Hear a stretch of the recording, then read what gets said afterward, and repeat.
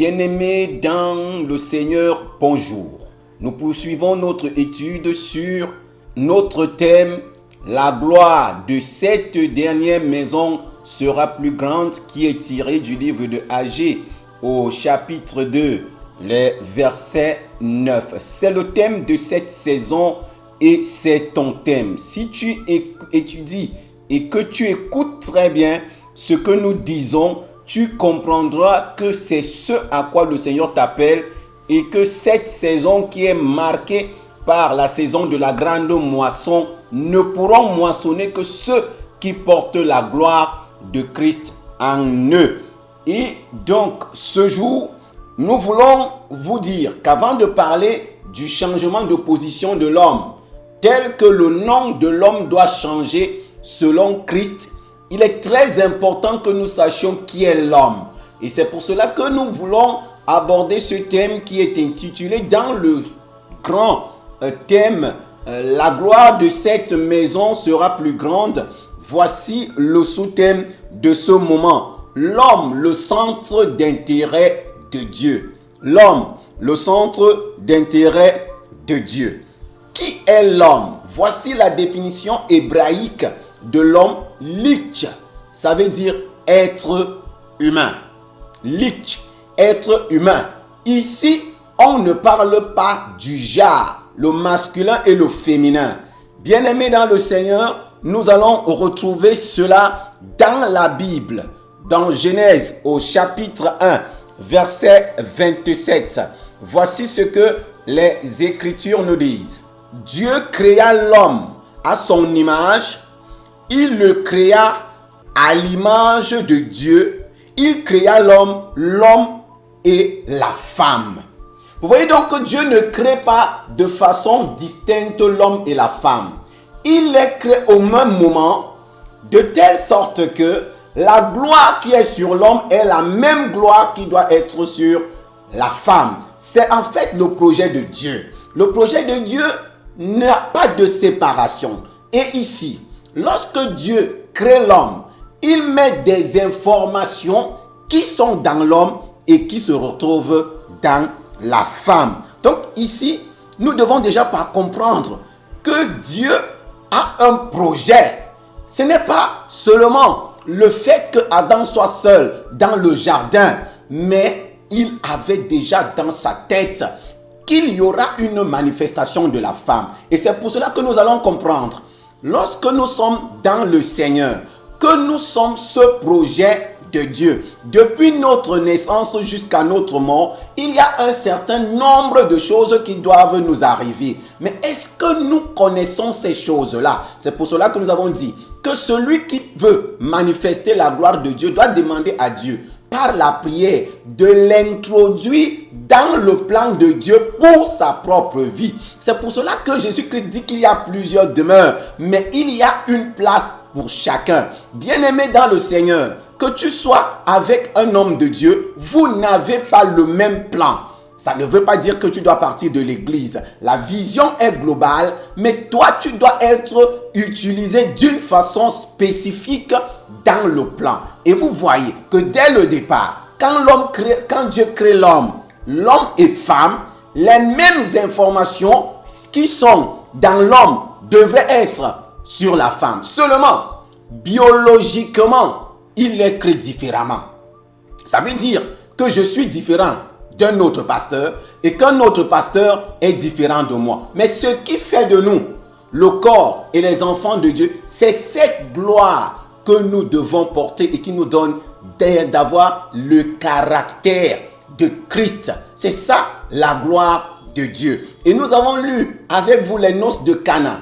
Lorsque Jésus-Christ, la manifestation de l'eau en vin, la Bible dit à la suite de ces versets que Jésus-Christ a manifesté la gloire. Donc la manifestation de la gloire, c'est dans les actions et surtout nos comportements que nous posons. On n'a pas la gloire de Dieu que c'est nous-mêmes qui nous proclamons. C'est pour cela que la femme a des informations de manière biologique qui sont des informations différentes. Mais dans le royaume des cieux, la femme et l'homme doivent porter la gloire selon que l'Esprit donne à chacun selon sa grâce. Et vous voyez donc que ici, le Seigneur commence par dire un certain nombre de choses à l'homme, qui est en même temps l'homme et femme. L'homme, le centre de l'intérêt de Dieu. Dans le livre de Genèse, donc, au chapitre 2, verset 15 à 23, il est expressément écrit ceci. L'Éternel prit l'homme et le plaça dans le jardin d'Éden pour le cultiver et pour le garder. L'Éternel donna cet ordre à l'homme. Tu pourras manger de tous les arbres du jardin, mais tu ne mangeras pas de l'arbre de la connaissance du bien et du mal, car le jour où tu en mangeras, tu mourras. L'Éternel Dieu dit, il n'est pas bon que l'homme soit seul. Je lui ferai une aide semblable à lui. L'Éternel Dieu forma de la terre tous les animaux des champs et tous les oiseaux du ciel, et il les fit venir vers l'homme pour voir comment il les appellerait. Et enfin, que tout être vivant porta le nom que lui donnerait l'homme. Et l'homme donna des noms à tout le bétail, aux oiseaux du ciel et à tous les animaux des champs. Mais pour l'homme, il ne trouva point d'aide semblable à lui. Alors l'Éternel Dieu fit tomber un profond sommeil sur l'homme qui s'endormit. Il prit une de ses côtes et renferma la chair à sa place. L'Éternel Dieu forma une femme de la côte de l'homme. Alors l'Éternel Dieu fit tomber un profond sommeil sur l'homme qui s'endormit. Il prit une de ses côtes et referma la chair à sa place. L'Éternel Dieu forma une femme de la côte qu'il avait prise de l'homme et il l'amena vers l'homme. Et l'homme dit, voici cette fois celle qui est os de mes os et chair de ma chair. On l'appellera femme parce qu'elle a été prise de l'homme. Bien-aimés dans le Seigneur, lorsque nous lisons ces versets, nous sommes premièrement frappés par quelque chose. C'est que le Seigneur Dieu, ayant créé l'homme à son image, le plaça dans le jardin d'Éden et assigne à l'homme deux premières grandes missions.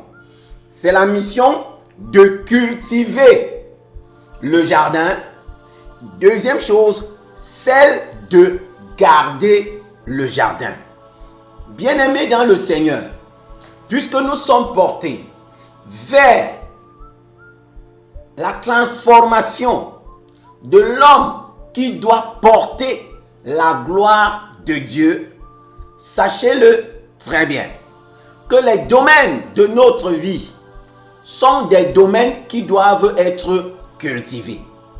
C'est pour cela que chaque homme a la responsabilité de se mettre au travail et de garder son travail dans le domaine spirituel, de pouvoir travailler de telle en sorte que notre comportement soit celui que Dieu veut et nous gardons cela.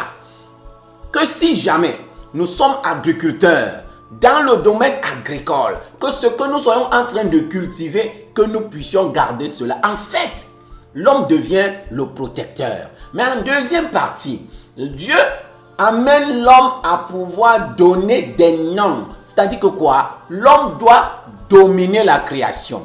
Aujourd'hui, je suis désagréablement surpris que l'homme qui a cette position de gloire, de pouvoir cultiver, de pouvoir garder le jardin et de pouvoir donner à chaque création de Dieu un nom, cet homme-là est devenu tristement célèbre dans l'adoration de ces choses-là.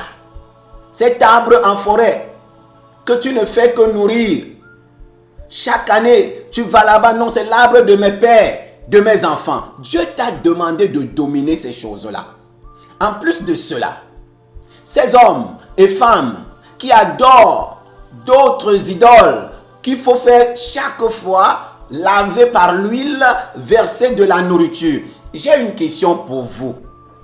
Vous aimez tellement votre Dieu que lui ne mange que la nourriture que vous versez au sol. Quel est ce Dieu qui ne se nourrit pas du parfum? Parce que le nôtre, il faut que le sacrifice puisse faire en sorte que la fumée puisse monter vers le ciel. Mais vos dieux, bien-aimés dans le Seigneur, que vous adorez, qui sont sous vos lits, sont des dieux que pour pouvoir les offrir des sacrifices, il faut aller jeter cela dans l'eau. Quel est ce Dieu qui lui mange seulement le riz non cuit? Quel est ce Dieu que pour qu'il mange, on verse la nourriture au sol? Vous voyez que ce qu'on va voir tout à l'heure, la perte de la gloire, parce que Adam, bien-aimé, et Ève, qui sont en fait dans le jardin, portent en eux la gloire de Dieu. Et c'est cette gloire qu'aujourd'hui, tu es en train de courir pour avoir. Si tu suis la suite de cet enseignement, tu comprendras que la vie que nous avons, la vie que nous menons, c'est d'abord l'homme de gloire que Dieu a créé qui était Adam, mais qui va connaître la suite dans quelques instants, nous allons lire cela, mais que Dieu va commencer à annoncer par certains personnages la réparation. Lorsqu'on parle de la chute, c'est tout simplement la désobéissance qui est qualifiée par le péché. La chute, c'est la désobéissance. Et maintenant, de manière cyclique donc, Jésus-Christ va venir pour apporter une autre marque. Celle qui doit contrecarrer la désobéissance, c'est la marque de l'obéissance. Et c'est pour cela que vous voyez de manière opposée. Celui qui veut dire qu'il est de Dieu, il doit être obéissant. Celui qui veut dire qu'il n'est pas de Dieu, on voit cela par sa désobéissance. Mais la désobéissance à quoi?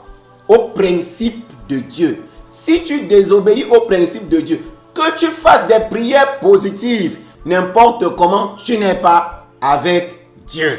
C'est clair et net. Ce n'est pas nous qui l'établissons, mais c'est établi sur le plan spirituel que tu ne connais pas Dieu et que tu n'es pas avec lui. Fais tous les sacrifices que tu peux faire. Tu es du côté de la désobéissance. Bien-aimés, nous sommes en train de courir maintenant vers le fait de retrouver notre position première qui était dans le jardin, c'est-à-dire vivre la gloire. Mais comme l'horloge, nous devons avoir des étapes. C'est pour cela que cet enseignement est un enseignement de l'heure. Souvent, il y a des concepts qui sont donnés, mais il n'y a pas de méthode claire qui vous amène à quitter de là. Par exemple, lorsqu'on va vous parler de la nouvelle naissance, vous allez voir que c'est quelque chose de pratique. C'est pour cela que, bien-aimé, dans le Seigneur, l'homme va connaître la chute. C'est-à-dire, il va sortir de la gloire. Et la gloire de cette maison dont l'homme va sortir va devenir la gloire de la première maison. C'est pour cela que dans notre vie, si nous disons que nous sommes fils de Dieu, sachant que nous avons deux maisons, il y a une première maison qui est la maison de la désobéissance et une seconde maison qui est la maison de l'obéissance. Et la gloire de la dernière maison sera plus grande. La gloire de la dernière maison sera plus grande que la première. Lisons Ésaïe au chapitre 59, le verset 2. Maintenant donc, Adam a chuté. Ça nous a introduits tous dans la désobéissance. Et Dieu dit dans ce passage, Mais ce sont vos crimes qui mettent une séparation entre vous et votre Dieu. Ce sont vos péchés qui vous cachent sa face et l'empêchent de vous écouter. Bien-aimé, toute personne qui est dans la désobéissance, tu vas te consoler. Tu vas tout dire. Oh non, lorsque je prie, le Seigneur m'écoute. Il ne t'écoute pas. Tu ne connais pas sa face. Parce que ce que tu vis n'est pas ce que lui il veut. Ici donc, Ésaïe 59, verset 2 te dit que ce sont tes crimes. C'est ta calomnie. C'est ton mensonge. C'est ton vol. C'est ton adultère. Tu es avec la femme, l'homme d'autrui. Et toi, tu es là, tu dis que tu es de Dieu. Ce n'est pas possible. C'est un leurre. Tu te consoles dans le vide. La chute d'Adam entraîne donc toute l'humanité dans la désobéissance. Et c'est pour cela que l'homme qui veut passer de l'autre bord doit avoir un autre comportement. C'est pour cela que dans cette étude, nous allons encore lire Ésaïe au chapitre 43, verset 4. Parce que toi, tu as du prix à mes yeux, parce que tu es honoré et que je t'aime, je donne des hommes à ta place et des peuples pour ta vie. Bien-aimé, tes crimes que tu commets aujourd'hui, ce ne sont pas des choses en fait qui t'empêcheraient de rentrer dans la gloire de Dieu. Mais Dieu dit de manière claire, parce que je t'aime, je donne des hommes à ta place et des peuples pour ta vie. L'un des hommes les plus grands que l'humanité n'ait jamais connu, c'est le Seigneur Jésus-Christ. Il a été donné pour ta vie. Et c'est l'homme qui introduit les autres hommes dans la gloire de Dieu. Je n'aimerais pas rentrer ici dans le décryptage du fait qu'il soit le premier vivant. C'est lui qui va t'introduire. Si tu dis que tu rêves un jour d'aller au paradis, lui, il l'a déjà fait. Il s'est présenté devant Dieu en tant que prémisse pour t'introduire. Mais il n'introduit pas les désobéissants auprès de son Père. Il introduit des personnes qui sont obéissantes. Tu es donc dans le plan de Dieu. La première chose, c'est que ta vie doit être conforme à la volonté de Dieu. La deuxième chose que j'aimerais te dire, c'est que tu as du prix.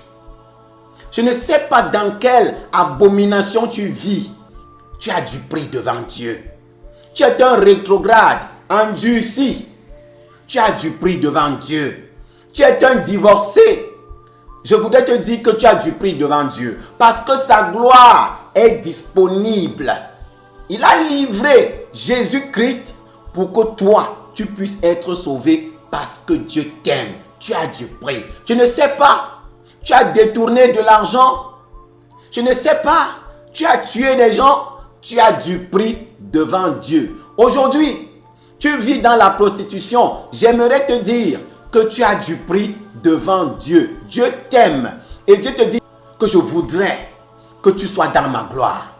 Mais quitte la désobéissance dans laquelle tu vis. Quitte cette pratique mauvaise.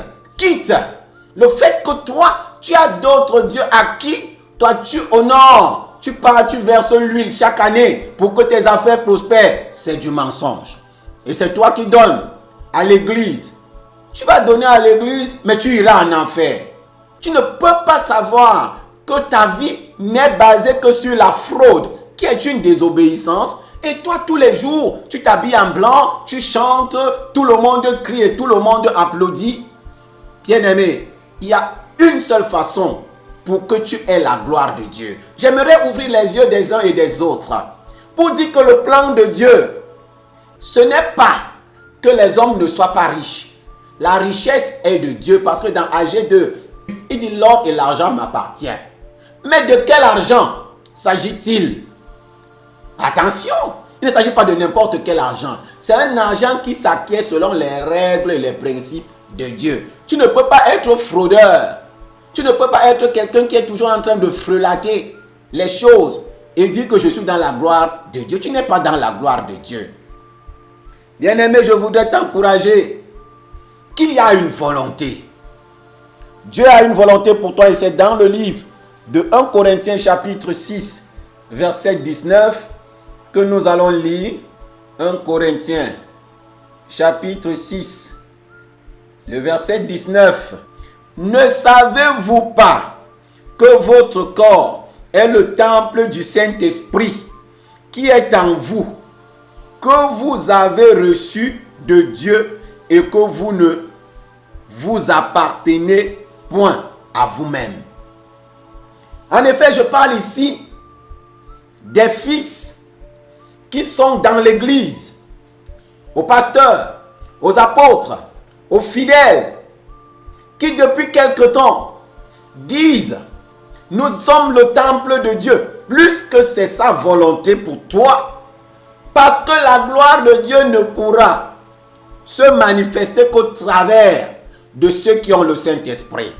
Car ceux qui ont le Saint-Esprit, tel que Dieu le dit, Jésus-Christ le dit lui-même, le Saint-Esprit ne parle pas de lui-même, mais Jésus communique des informations que le Saint-Esprit met à la disposition des hommes. Pour donc être dans la gloire de Dieu, il faut avoir ce Saint-Esprit. Et à partir de ce moment, tu ne vas plus t'appartenir.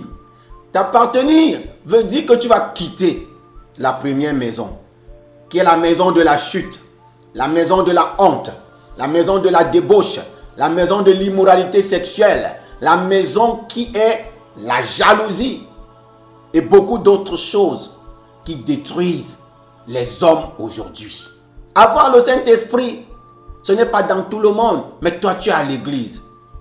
Bien-aimé, tu parles en langue, tu as le Saint-Esprit, mais tu voles. Tu parles en langue, tu as le Saint-Esprit, mais tu couches avec la femme d'autrui. Est-ce que c'est ça la volonté de Dieu pour toi aujourd'hui? Non. C'est que tu es dans la désobéissance.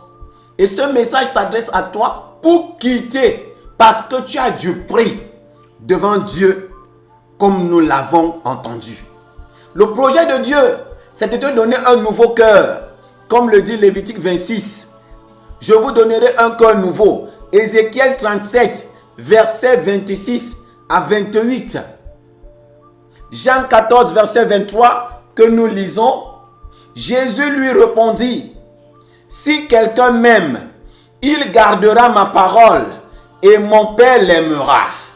Nous viendrons à lui et nous ferons notre demeure chez lui. Pourquoi est-ce que tu as des excitations mentales de dire: moi j'aime Dieu, je suis avec Dieu, mais tu es la personne qui transgresse le plus la loi, tu es la personne qui transgresse les principes de Dieu? Je voudrais te dire que tu es dans le confort de tes choses. Dieu n'est pas avec toi. Dieu n'est pas avec toi. Si tu aimes Dieu, tu gardes sa parole. Il n'y a pas de gens qui ne connaissent pas la parole de Dieu. Ils sont très peu. Depuis que tu dis que tu aimes Dieu, est-ce que tu gardes sa parole? Pourquoi alors tu continues à vivre avec la femme d'autrui? Pourquoi tu continues à détruire cette jeune fille? Toi, tu es marié, tu l'as logée, tu l'as séparée de sa famille. Aujourd'hui, tu diriges sa vie. Pourquoi? Et pourtant, tu sais très bien que ce n'est pas bien. Celui qui connaît comment est-ce qu'on fait le bien, il ne le fait pas. Il est dans le péché. Bien-aimé, tu ne seras jamais dans la gloire de Dieu si tu continues à le faire. Le projet de Dieu et la volonté de Dieu, c'est qu'il établisse sa demeure. Celui qui ne m'aime pas, le verset 24, ne garde point mes paroles. Tu ne gardes point les paroles, c'est-à-dire, si tu ne pratiques pas ce que la parole dit, tu n'aimes pas Jésus. Et la parole que vous entendez n'est pas de moi, mais du Père qui m'a envoyé. Jésus vous dit que voilà la vérité. Bien-aimé, toi qui écoutes ce message en ce moment, examine ta vie, car nous sommes dans cette saison de la grande moisson. Tous les hommes de Dieu, tous les frères en Christ qui ont abandonné, qui à un moment donné, à cause du manque et des vicissitudes de la vie, la difficulté de la vie, se sont déroutés. Jésus vous tend la main. Je veux que vous soyez dans ma maison de gloire. Revenez, revenez au Père. Voilà ce que Christ est en train de dire. Mais vous savez vous-même que le frère qui est à côté mène une vie qui n'est pas bien, mais toi tu es en train de l'applaudir. Ce n'est pas possible. Tu es en train de l'aider à aller en enfer. Pourquoi est-ce que tu le fais? Bien-aimé, le plan de Dieu, c'est qu'il t'a constitué avec trois parties. Il y a d'abord ton esprit. Ensuite, de ton esprit, il y a ton âme et il y a le corps. Le plan de Dieu, pour ce qui est de la transformation du passage de la désobéissance à l'obéissance, c'est qu'il faut détruire la désobéissance qui est le péché. Et la parole de Dieu nous dit que le péché est condamné dans la chair. C'est pour cela que ton corps te suggère de toujours vivre dans le mal. C'est ton corps qui te suggère cela. Mais il faut que cette partie puisse être détruite. C'est pour cela que ceux qui ont étudié avec nous Jonas vont comprendre que le plan de Dieu pour son intérêt qui est l'homme, c'est que l'homme passe de la désobéissance à l'obéissance. Et ça se voit dans la vie de Jonas. Dieu lui dit, va à Ninive. Dieu lui dit, va à Ninive. Lui, il va à Tyr. C'est de la désobéissance. Bien-aimé dans le Seigneur, mais ce personnage a des mystères. Toi, tu es là aujourd'hui. Tu entends le son de ma voix. Dieu te dit, viens à moi, change de vie. Toi, tu fais autre chose. Dieu te dit, tu es dans la fraude. Toi, tu continues. C'est de la désobéissance. Bien-aimé, voilà ce que Jonas a pu faire. Mais j'aimerais te dire que dans le livre de Actes, au chapitre 2, quand l'Esprit saisit l'apôtre Pierre, il commence à dire un certain nombre de choses. Il commence par dire, repentez-vous. Lisons cela pour qu'on soit fidèle. Pierre leur dit, repentez-vous et que chacun de vous soit baptisé au nom de Jésus-Christ pour le pardon de vos péchés et vous recevrez le don du Saint-Esprit. Car, c'est ça qui nous intéresse, la promesse est pour vous, pour vos enfants et pour tous ceux qui sont au loin et aussi en aussi grand nombre que le Seigneur notre Dieu les appellera.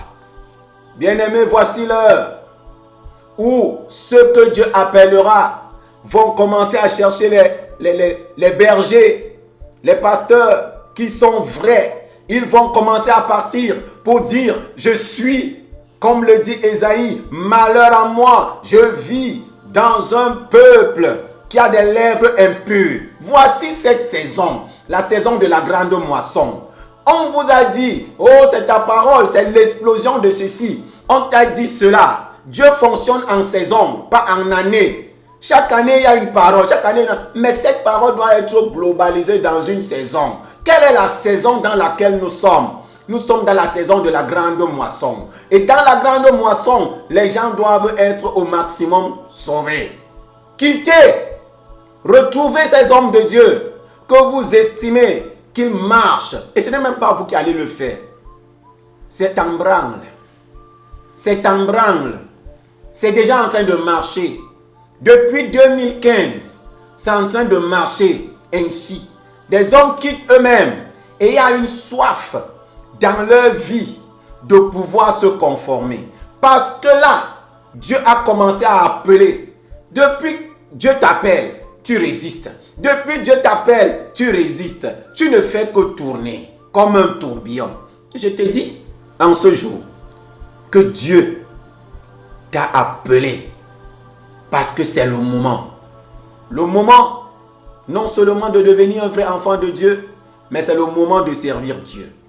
Dans le livre de Jonas, donc, vous voyez la trajectoire est claire. Et c'est un livre totalement prophétique pour l'Église. Église du Cameroun, tu entends le son de ma voix. Sors de la désobéissance. Église du Cameroun, ne fais pas ce que Dieu ne t'a pas demandé de faire. Ne fais pas le contraire. Dieu donne la direction. Allons comme ceci. Vous vous amenez les gens ailleurs. Revenez. Et je vais vous dire. Sachez-le. Que Dieu a condamné en ces temps-ci les serviteurs de Dieu de prêcher pour la grande moisson. Que tu le veuilles ou pas. Voici ce temps. Parce que Jonas, lui qui était en train de montrer comment est-ce que l'obéissance devrait se mettre en place, va commencer à dire lui-même, jetez-moi dans la mer. Beaucoup d'hommes de Dieu vont se repentir en cette saison en disant, nous avons conduit les serviteurs, nous avons conduit les brebis à la perte. Je n'ai jamais été appelé. Je dis, voici cette saison qui a commencé en cette année 2020. Depuis 2015, Dieu se préparait. Et ceux-là qui n'ont jamais su que Dieu les appelait à cela, ça va se manifester totalement dans votre vie. La contrainte de Dieu est sur vous de le servir. La contrainte de Dieu est sur vous. Que vous le vouliez ou pas, vous allez voir, ça va se manifester dans votre vie. Tu es un homme d'affaires, tu vas toi-même servir Dieu parce que c'est ta saison.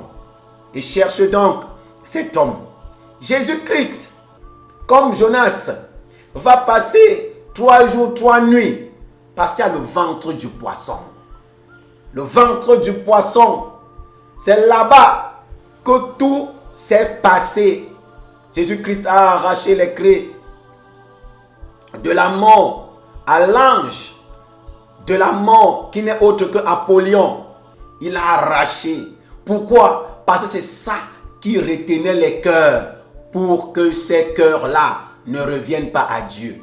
Depuis ce temps jusqu'à aujourd'hui, la saison est ouverte pour l'obéissance. Et Jonas annonçait la résurrection.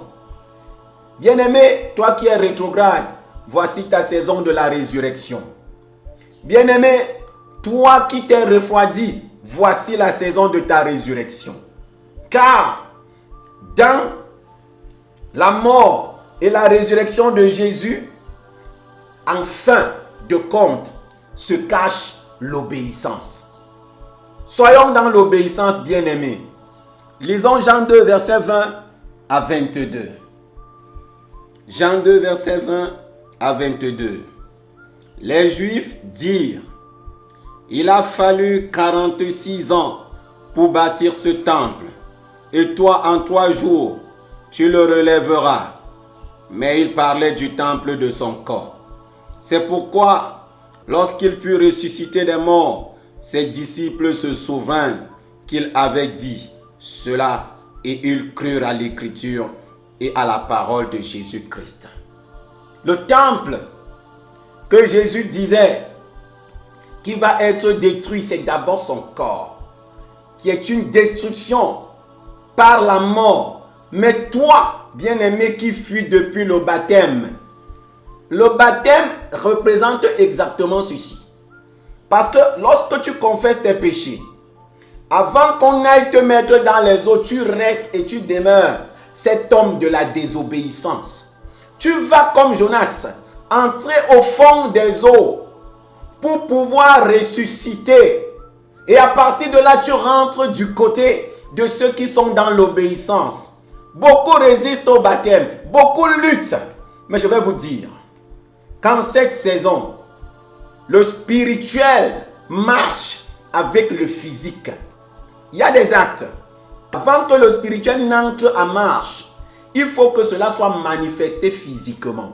C'est pour cela que le baptême est là. Et c'est pour cela que la première chose, Jonas est dans la désobéissance. Mais lorsque Jonas est entré 3 jours comme Christ, il est ressorti. Il est entré directement dans l'obéissance. Notre Seigneur Jésus-Christ te met dans une saison de l'obéissance. Il a proclamé lorsqu'il est sorti 3 jours après. Donc, bien aimé, tout à l'heure on a parlé des 3 parties qui sont le corps, l'âme et l'esprit. Ton corps doit être la partie qui doit avoir un temple nouveau. Et ce sera là, par le Saint-Esprit, que la gloire de Dieu va se saisir de toi. C'est ton corps. Ce n'est pas autre chose. C'est parce que ce n'est pas ton corps que tu t'exprimes. Ce sont tes mains qui tripotent et qui touchent les filles n'importe comment. Lorsque ton corps va rentrer dans la gloire de Dieu, tes mains ne le feront plus. C'est ta bouche qui est un poison qui détruit les foyers des gens. Lorsque tu vas rentrer dans la gloire de Dieu par le Saint-Esprit, tu ne le feras plus. C'est toi qui es le plus grand voleur du quartier. Lorsque la gloire de Dieu va entrer dans ta vie par le Saint-Esprit, tu ne le feras plus. Et ça, c'est la résurrection. C'est pour cela que la transformation n'est pas quelque chose qu'on dit de la bouche, mais on vit. Bien-aimé, le centre d'initiation à la pratique de la parole de Dieu est là pour faire en sorte que nous quittions les grandes connaissances. Tu cites tellement les paroles bibliques, mais est-ce que tu pratiques la parole de Dieu? Voilà comment est-ce que la parole de Dieu s'expose. Et c'est notre message. C'est le message que nous donnons au monde. Connaissance, oui, mais est-ce que tu vis? Bien-aimé, Jonas est entré dans l'obéissance. Tellement Jonas était passionné de l'obéissance que quand Dieu lui dit qu'il ne détruit plus Ninive, il s'est fâché. Il commence à dire à Dieu, mais tu m'as fait menteur. Alléluia. Bien-aimé dans le Seigneur, tous ceux qui veulent la gloire de la dernière maison deviennent des passionnés. Tous ceux qui veulent la gloire de la dernière maison deviennent les gens qui mettent en pratique lettre par lettre la parole de Dieu. Parce qu'ils sont dans le perfectionnement. Et réellement, je vous ai dit que c'est ton comportement qui va être détruit. Jésus a détruit son corps pour qu'il revienne avec son âme et son esprit. Lorsqu'il entre dans la résurrection, il revient. On veut le toucher. Il leur dit, ne me touchez pas. Ne me touchez pas. Je suis déjà dans la gloire. Parce que le corps a été détruit. Mais ceci doit être présenté à mon Père. C'est pour cela que quand il va monter, il se présente comme prémisse. Quand il va descendre, on va commencer à le toucher. Bien-aimé, la gloire où Dieu t'attend, c'est une gloire qui attire. Ce n'est pas une gloire qui rejette. C'est pour cela qu'il y a 3 dimensions. Et nous devons être exactement comme Christ. Tu dis que tu es dans le réveil. Bien-aimé, le réveil est déjà là. N'attends pas le réveil. Il est déjà là, il est en toi. Si tu es réveillé, les choses vont se réveiller autour de toi. Tu t'endors, comme tu es dans le sommeil profond, les choses vont dormir. Dieu te dit que tu dois être dans la pratique de la parole de Dieu pour que tu puisses revêtir ma gloire. Je vais sans toutefois entrer dans l'étude prochaine. Commencez par vous donner un peu. Jésus-Christ, en transformant le vin, la Bible dit qu'il a ainsi manifesté la gloire. Le surnaturel donne la gloire. Bien-aimé, tu es un jaloux. Lorsque tu vois un homme de Dieu en train de manifester le surnaturel, parce que tu n'as rien compris. Le surnaturel fait partie de la manifestation de la gloire de Dieu. Bien-aimé, tu es jaloux lorsqu'un frère est riche. C'est parce que tu n'as rien compris. Tu es maintenu par la théologie claire de la mentalité de la pauvreté. Tu ne sais pas que l'or et l'argent appartiennent à Dieu. Tu n'iras jamais de gloire en gloire.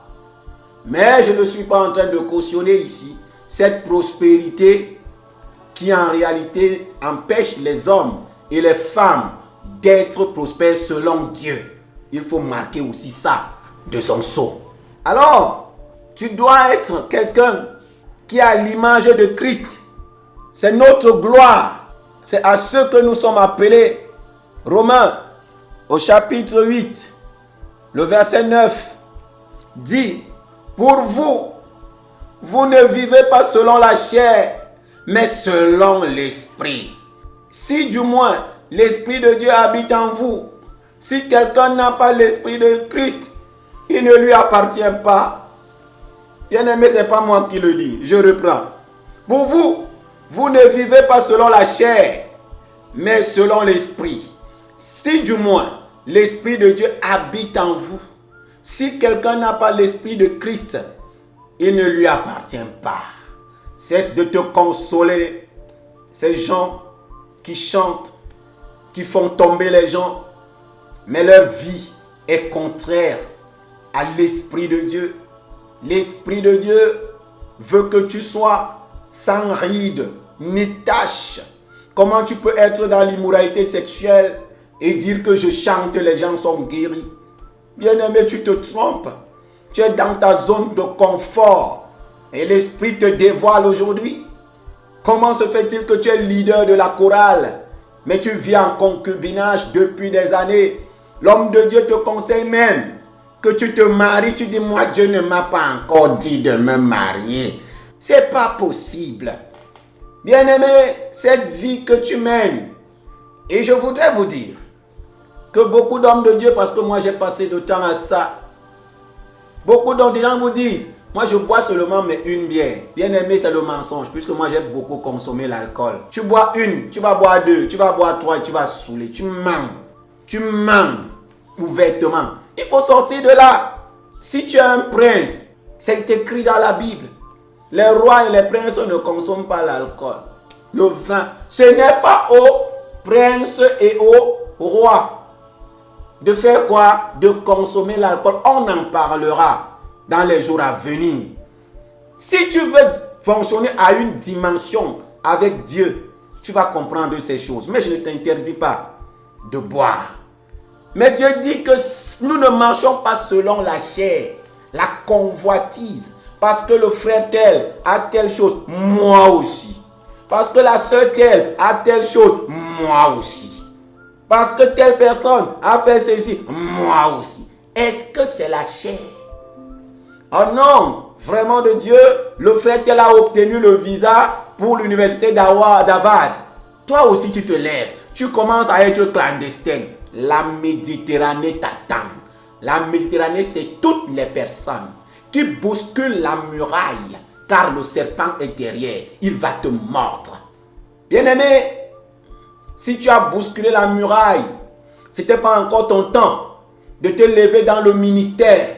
Le ministère est maigre, le ministère est chétif, les gens ne sont pas dans la gloire. Bien-aimé, il n'y a pas de honte, c'est que tu as bousculé la muraille et derrière, le serpent t'a mordu. Oh, ma vie ne marche pas. Oh, vraiment de Dieu, je souffre.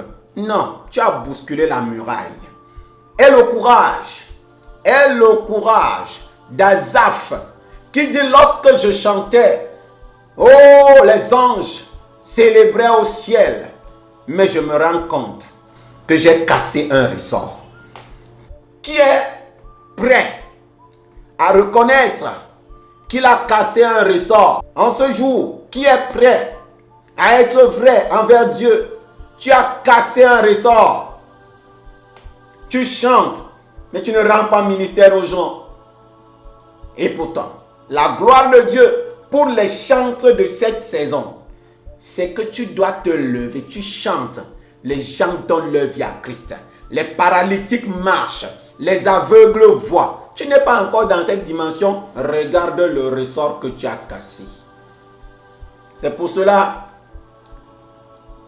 qu'aujourd'hui, on peut voir certains serviteurs de Dieu apprécier ceux qui utilisent les savons, ceux qui utilisent les Bibles magnétisées.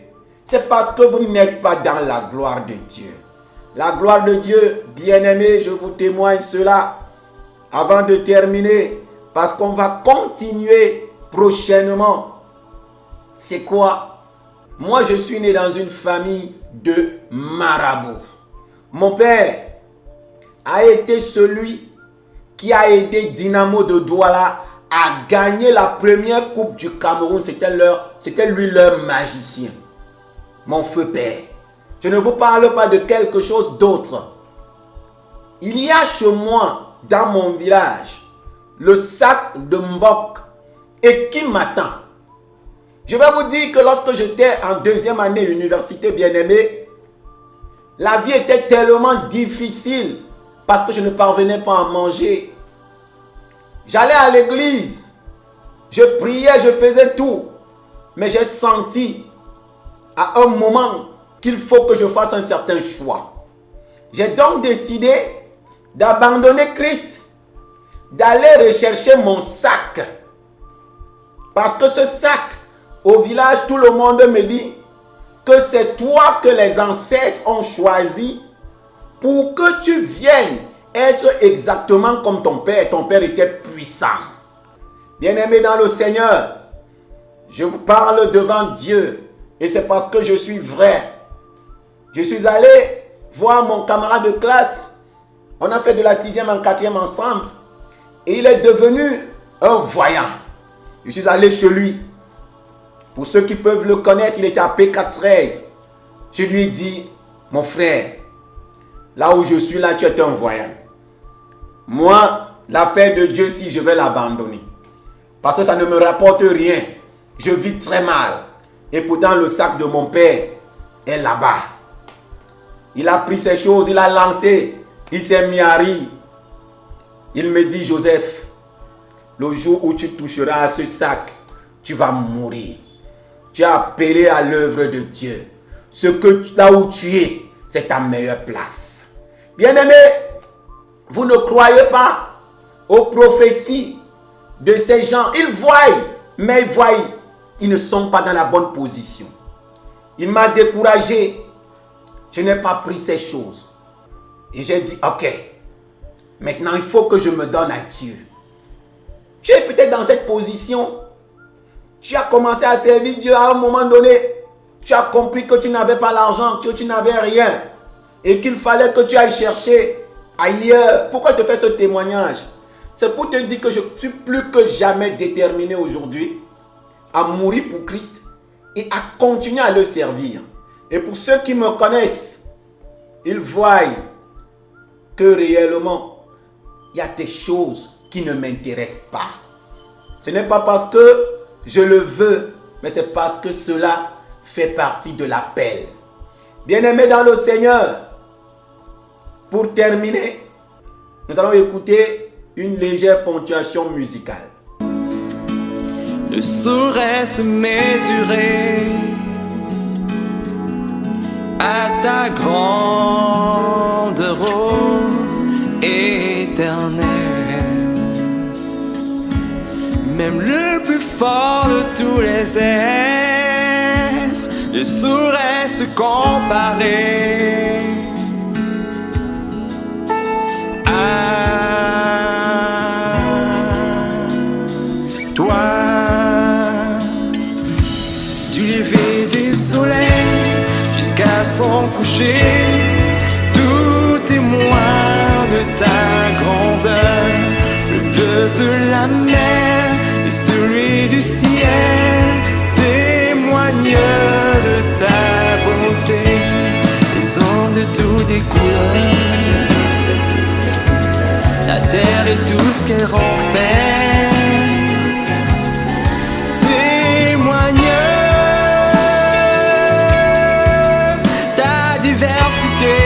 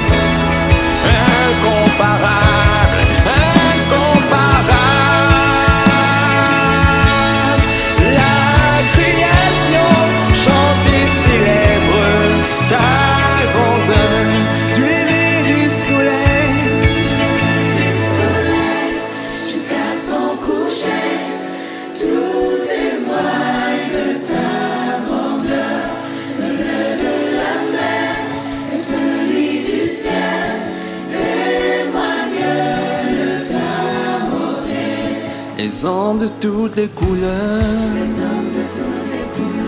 la terre et tout ce qu'elle renferme, témoignent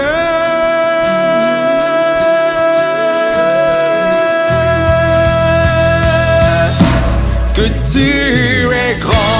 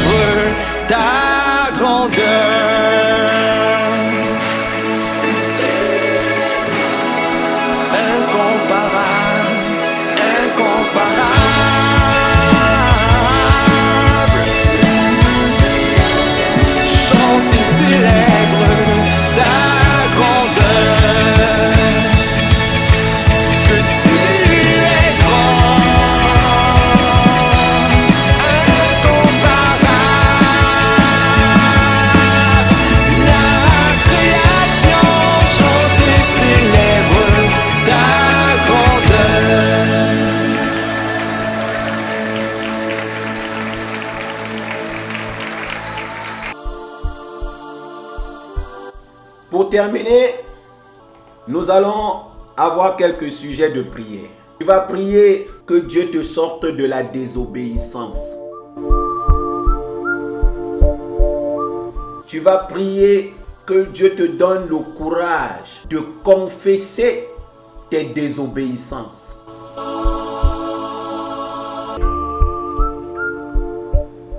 Tu vas prier que comme Jonas, Dieu te donne la capacité de l'aimer, à garder ses commandements.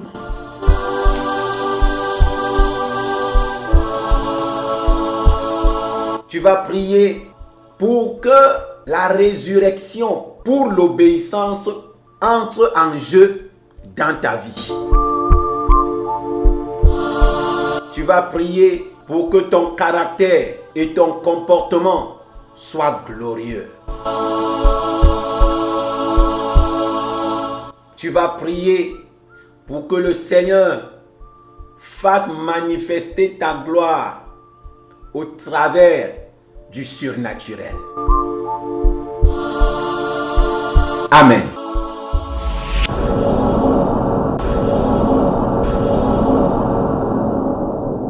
Le programme que vous venez de suivre vous a été présenté par le CIPAD, le Centre d'initiation à la pratique de la parole de Dieu. Nous sommes situés à Douala. Pour nous contacter, composez-le 699 35 07 01 ou le 651 70 85 19.